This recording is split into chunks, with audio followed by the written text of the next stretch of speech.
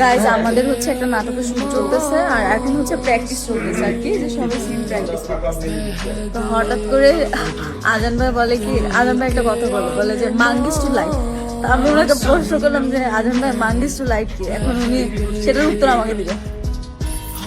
Excuse me আজান ভাই, hello আজান ভাই, এক্সকিউজ মি, আপনি যে মাঙ্গিস টু লাইফ বললেন এটার অর্থটা একটু যদি বলেন। হ্যাঁ কাইন্ডলি একটু এটার অর্থ এটা ধরে বলেন, as usual ফোনটা ধরে। এভারেজ তোমরা যে কোনো বিষয় এটা মেনে নিতে পারো। মনে করো মানে মাঙ্গিস টু ধরা লাইফ খেলাম, মাঙ্গিস টু লাইফ। খুশি হলাম, মাঙ্গিস টু লাইফ।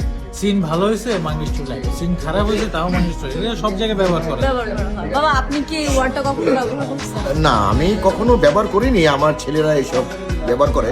আপনারা কিন্তু এই সংলাপটা বুঝে নিন, হ্যাঁ? যাই।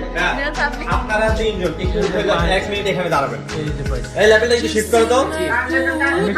বাবা থেকে একটু ভাবি আসতে দাও। হ্যালো মাঙ্গিস টু লাইফ। হ্যালো, এই যে আমার মাঙ্গিস টু লাইফ। এটা হচ্ছে আমাদের ভাইয়া মাঙ্গিস টু লাইফ অর্থ কি আপনি বলেন?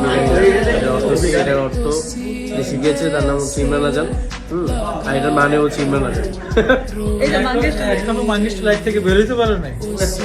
আজকে শীতে মাঙ্গিস টু লাইফ হয়ে যাচ্ছে। তারপরে কি করবো? সিন তো করতে হবে।